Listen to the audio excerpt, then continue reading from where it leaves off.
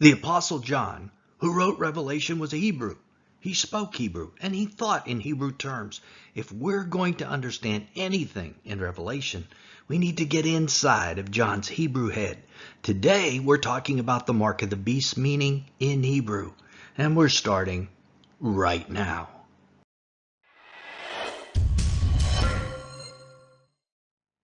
So let's put aside our 21st century thought patterns and everything we already think about the mark of the beast and begin to unlock this mystery in terms of the world that John lived in. What was a mark? And what about that crazy number, that demonic number, 666? And how do you calculate the name of the beast from this number? Because John tells us to do that. How would a Hebrew think about these things? A Hebrew like the Apostle John. In this video, we're going to go over all three things. And we're going to start with what the Bible says. And he causes all, the small and the great, the rich and the poor, the free men and the slaves, to be given a mark on or in their right hand or on their forehead.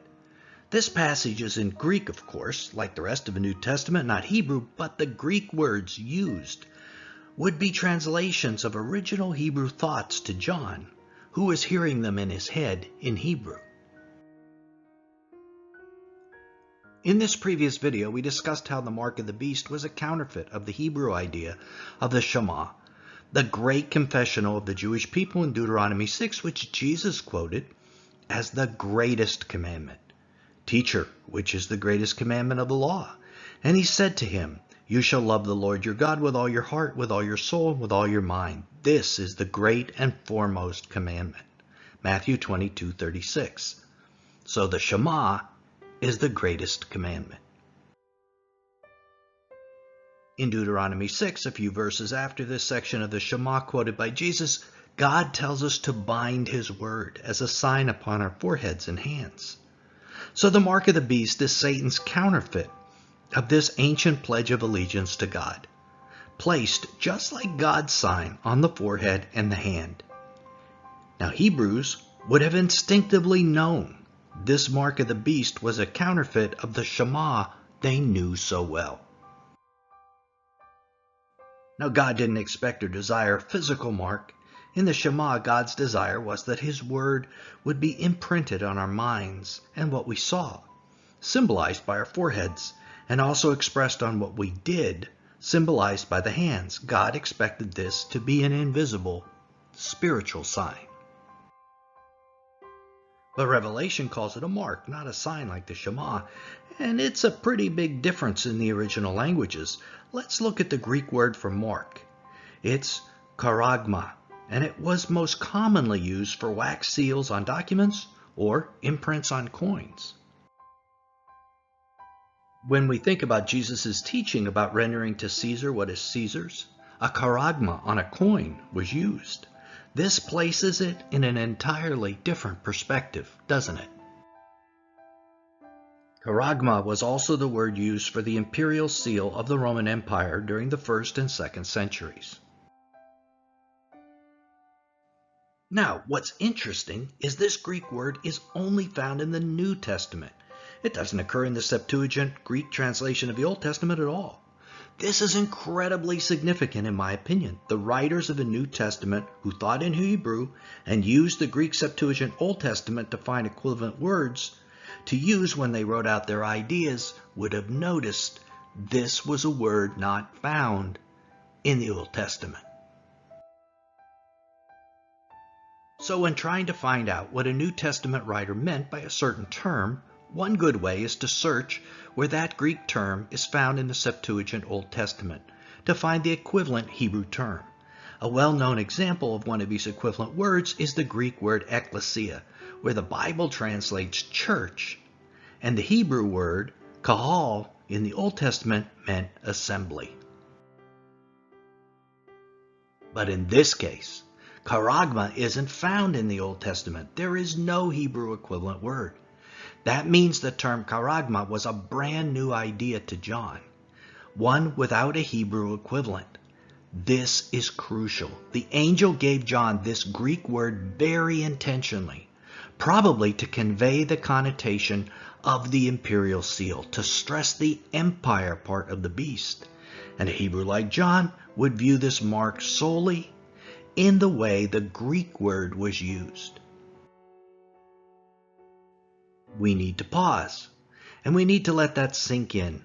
In the Shema, God's desire was that His word would be imprinted on our minds, and what we saw, symbolized by our foreheads and also expressed by what we do, symbolized by our hands. God expected this to be an invisible spiritual sign that we would live out every day. However, the Roman seal was a tangible, physical item. Now, our current Christian culture believes that the mark of the beast is the name of the antichrist. But this understanding of karagma, being an imperial seal that we've just seen, may indicate the mark actually has the name of the empire, not the name of the man. We believe either one is a possibility. Why is that important? Because John instructs those with wisdom to calculate the number of the name of the beast.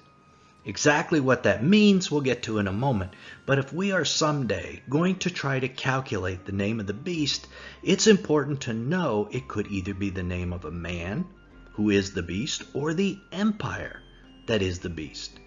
We shouldn't be focused solely on the name of a man. Now the beast appears in both Daniel 7, Revelation 13, and Revelation 17.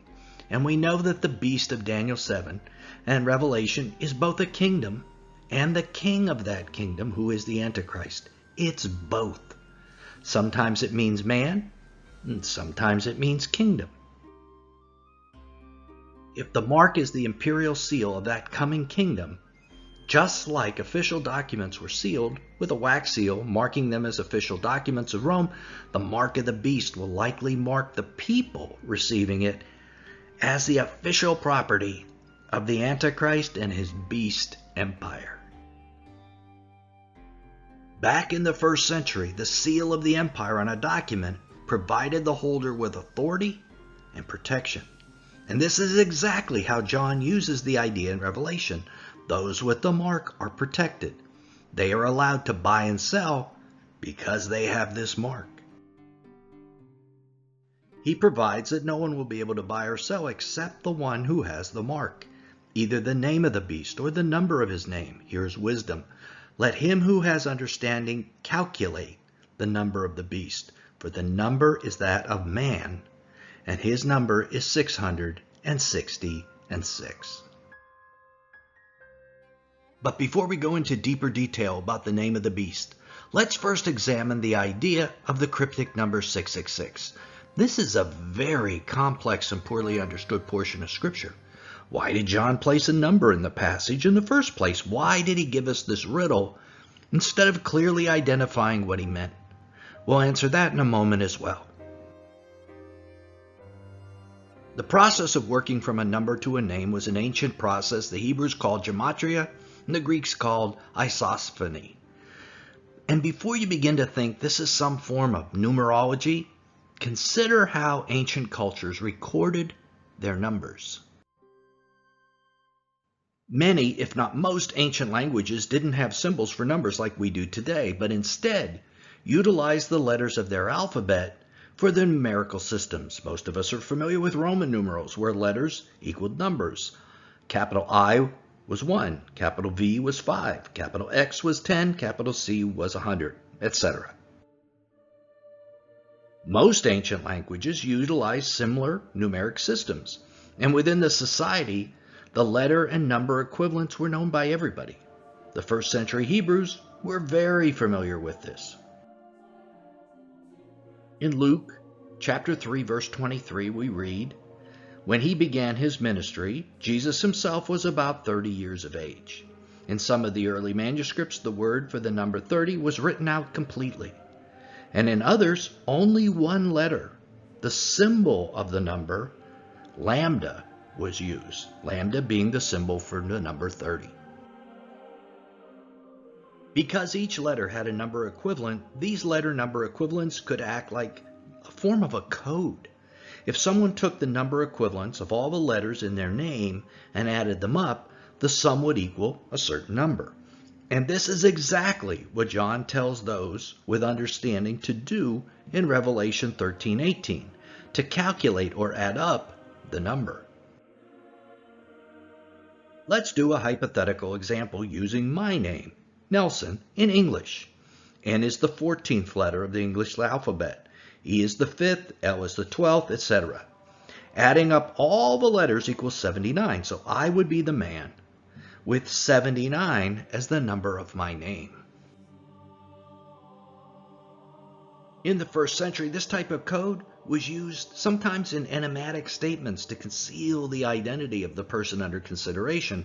A graffiti found in the ancient city of Pompeii read, "I love her, whose number is 545. Now only those who knew the names of this guy's pool of candidate girlfriends could work out the riddle. And that is important. You have to know the pool of candidates.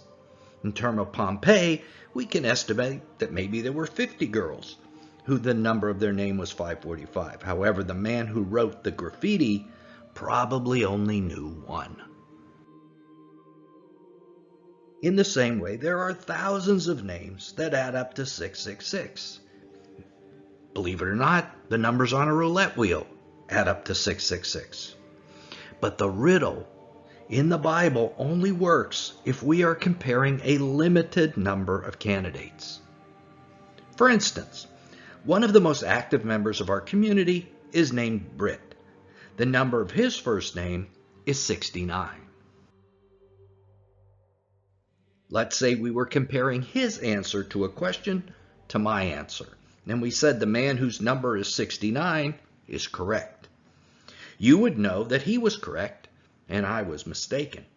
But if we took the entire 25,000 members of this community, well, we'd get lots of people with the number of their name equaling 69. It would mean nothing. In the same way, using this Gematria approach randomly on various historic or modern names leads to mass confusion. If Gematria is what John had in mind, it was meant to be used on only a limited number of candidates.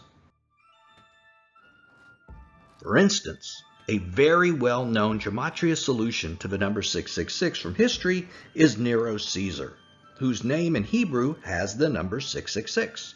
But so do 1,000 others from history. Nero died 30 years prior to John writing Revelation and did not fulfill all the prophecies ascribed to the beast. Nero was not the beast. But because his number was 666, many have claimed that he was, and still do today.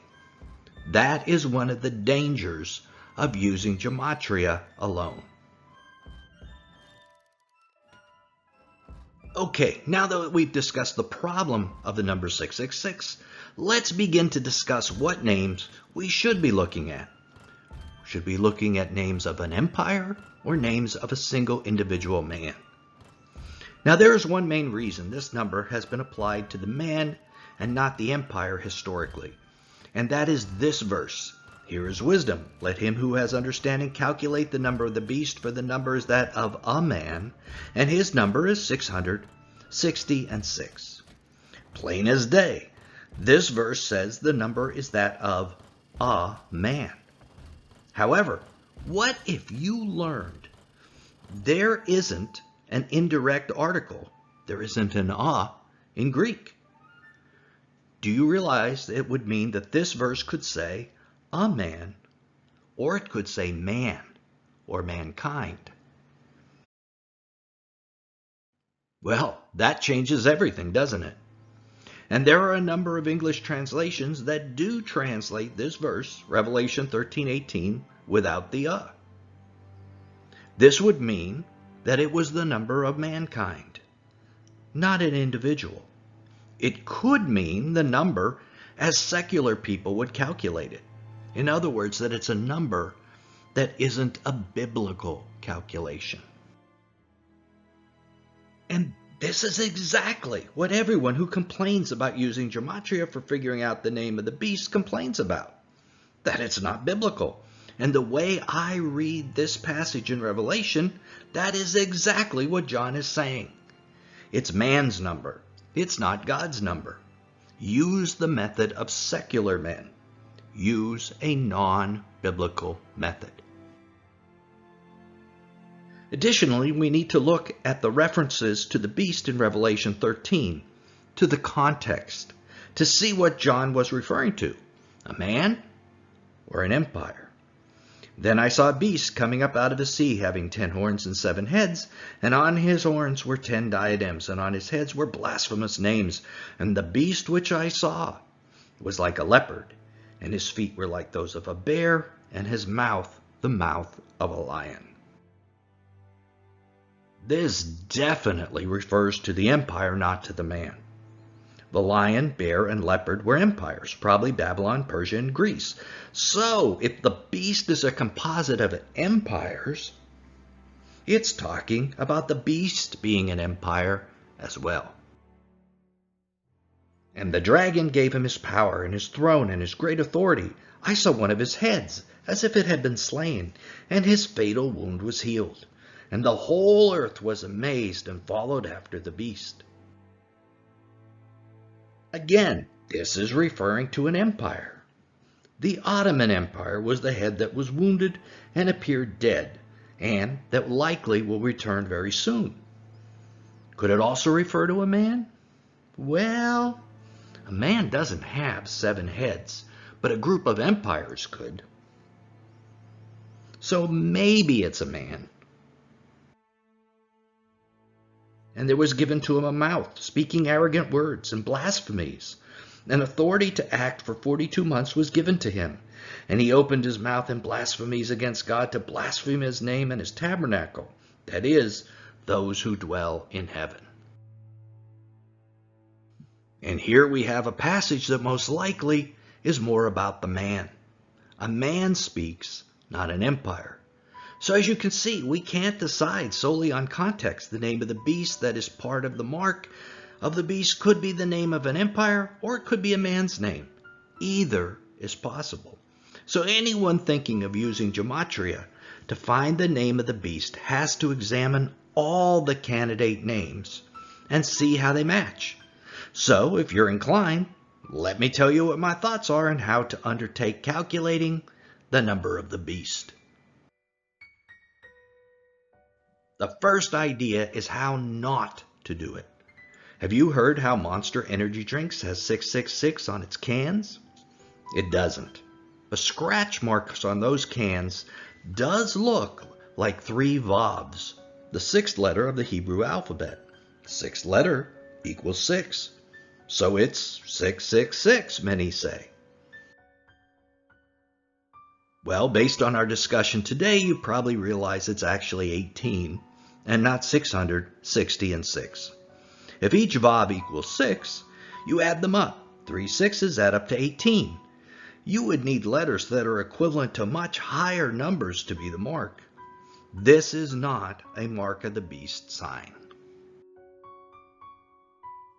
Second, some people look for 3 names, each with 6 letters.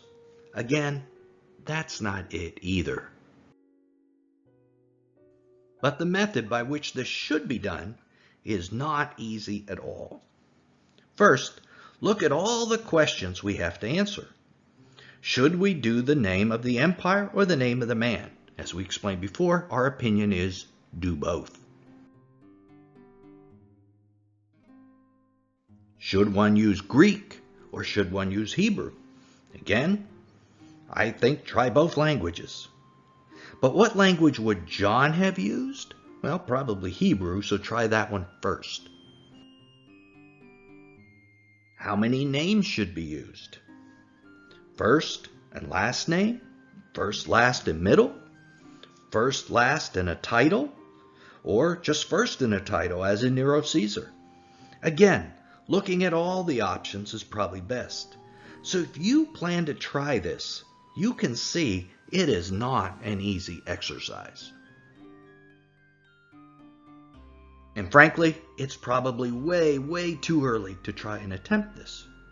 Remember how we discussed that the Pompeii graffiti only worked if you had a small group of candidate girlfriends.